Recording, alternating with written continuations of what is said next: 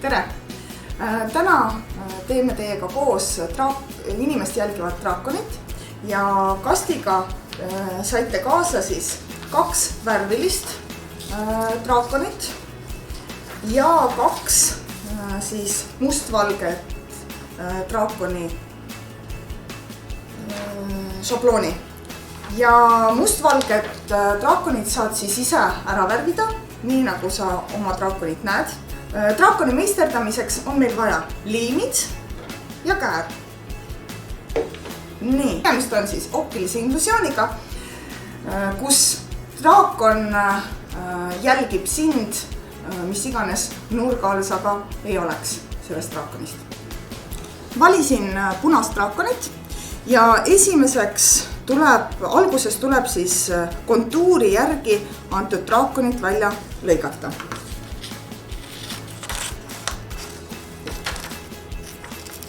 Nii, kui nüüd on draakon välja lõigatud kontuuri järgi, siis pead kindlasti jälgima, et need sakid, mis siin on, nii nagu ma siin tegin, peavad olema igal pool, et nurgakesed palun välja lõigata. Muidu ei saa kokku liimida. Nüüd, kui on kõik vajalikud asjad välja lõigatud, siis hakkame voltima. Ja peaksime kasutama siis 2 erinevat voltimist. Mäevolti ja oruvolti. Mäevort on siis väljapoole voltimine, näiteks nii. Ja oruvolt on siis sissepoole, no näiteks siin ma näitan ära, et siis tekib sakk sissepoole. Kohe. Nii. Näete, see on siis sissepoole. Kui me nüüd räägime alusest, ehk alusel kõik on mäevoldid, nii nagu šabloonis on teil ka kirjas, et olge head, voldime siis, nii nagu šablooni järgi.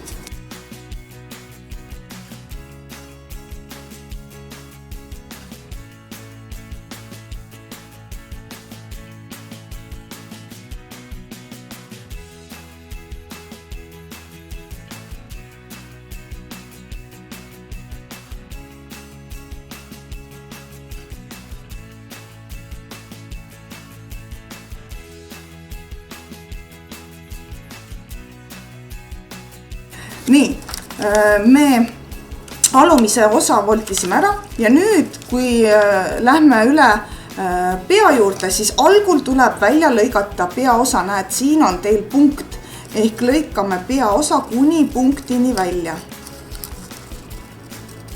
Nii, ja nüüd keha voldime ka mäevoldiga. Siit poolt ja siit poolt. Nii, nüüd lähme pea juurde.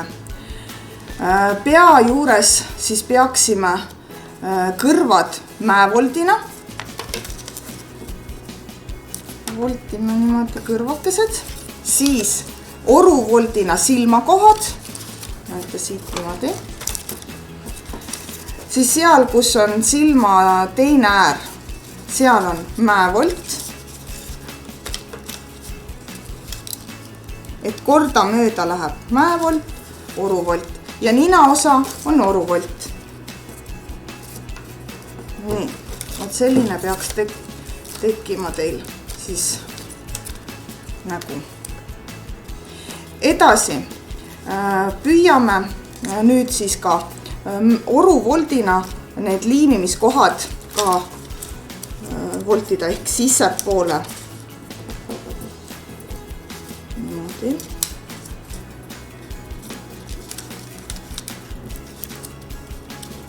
Nii viisi. Edasi hakkame liimima, aga enne kui me liimime, tuleks alusel on sellised 2 pilukohta. Need pilukohad tuleb välja lõigata ja ole hea, ettevaatlikult tee seda või küsi vanematelt abi. Pilukohad.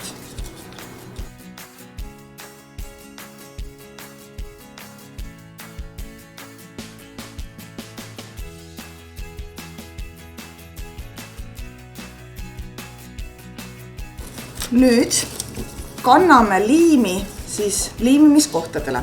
Sa võid liimida alusel kannaliimi nii sisemisele osale kui ka välimisele. Ei oma tähtsust, peaasi, et kas sa siis, kui sa paned sisemisele osale liimi, siis vaata, et see liimimisosa oleks siis aluse peal. Kui kannad liimi välimisele osale, siis paned selle liimimiskoha siis niiviisi kokku. Mina panen siis siia sisepoole liimi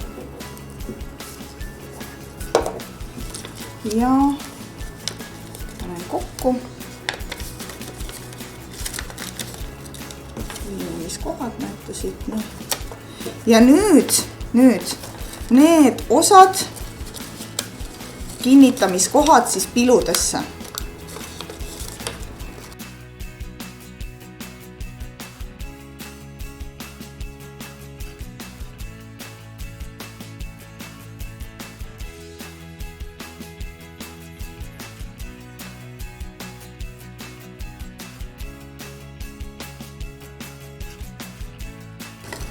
Saimegi aluse kokku pandud.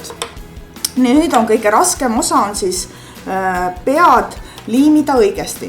Näete, liimi tuleb lisada just siia pealmisele osale, jah.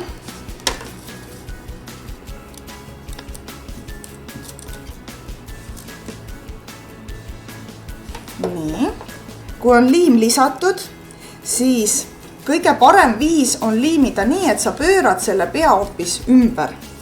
Ja näete, see osa peab minema siia ääre peale. Vot siia. Nüüd keskmine osa läheb siis hammaste koha peale. Vot siia. Ja viimane osa nagu murrata natukene kokku ja siis suu koha peale paned selle viimase osa. Et sul peaks liimimisel tekkima siis selline osa, kujund. Nii, ja nüüd kui sa pöörad ümber, siis sul tekib draakon. Kusjuures jälgi, et sul oleks just selline siksak, et sissepoole nagu vaataks. Nii, ja nüüd õpetus, et sa näeksid, kuidas sind draakon jälgib. Sa pead paigutama draakonit sinna, kus on valgustus ja lahkuma temast kuskil 3-4 sammu tahapoole. Katad kinni ühe silma ja kinni kaetud teise silmaga vaatad talle otsa silma ning liigud paremale, vasakule, üles või alla. Ja siis sa näed, et draakon sind jälgib. Just nimelt üks silm peab olema kinni kaetud. Vastasel juhul sa seda optilist illusiooni ei näe. Aitäh teile! Ja kuna teil on 4 draakonit võite meisterdada, siis ühe neist võid paigutada siis nauanurgale, et ta jälgiks sind, kuidas sa teed, kui sa oled tubli ja teed hästi õppetööd, või kingi oma sõbrale, sõbrannale. Aitäh! Jõudu tööle!